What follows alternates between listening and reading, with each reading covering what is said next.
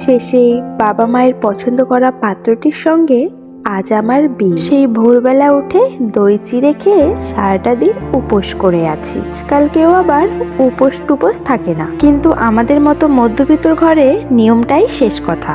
শুধু গায়ে হলুদের জন্য মেকআপ আর্টিস্ট বুক করার ক্ষমতাটা আমাদের থাকে না, তাই বাড়ির কেউ বা বান্ধবীরা রেডি করিয়ে দেয়।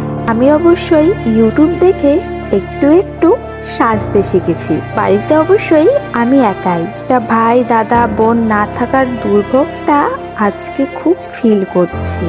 ক্যাটারিং বুফে এইসব বুক করার সামর্থ্য নেই আমাদের, তাই রান্নার মশলা থেকে শুরু করে বাজার হাট নিজেরাই করেছি।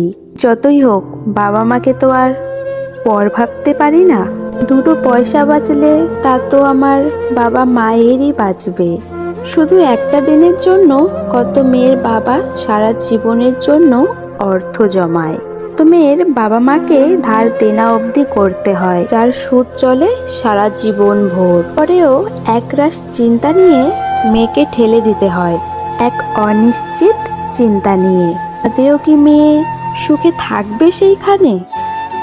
গায়ে হলুদের তত্ত্বে পরের গায়ের হলুদ আসবে, সেই হলুদ আমার গায়ে ছোঁয়ানো হলেই গায়ে হলুদের পর্ব শেষ হবে। কিরে তাড়াতাড়ি আয়, সব আত্মীয় চলে এসেছে।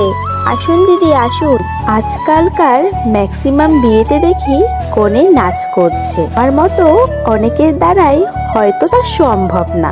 একদিকে বাবা মা বাড়ির সব ছেড়ে যাওয়ার মন খারাপ, আর অন্যদিকে বিয়ের সব খরচের চিন্তা।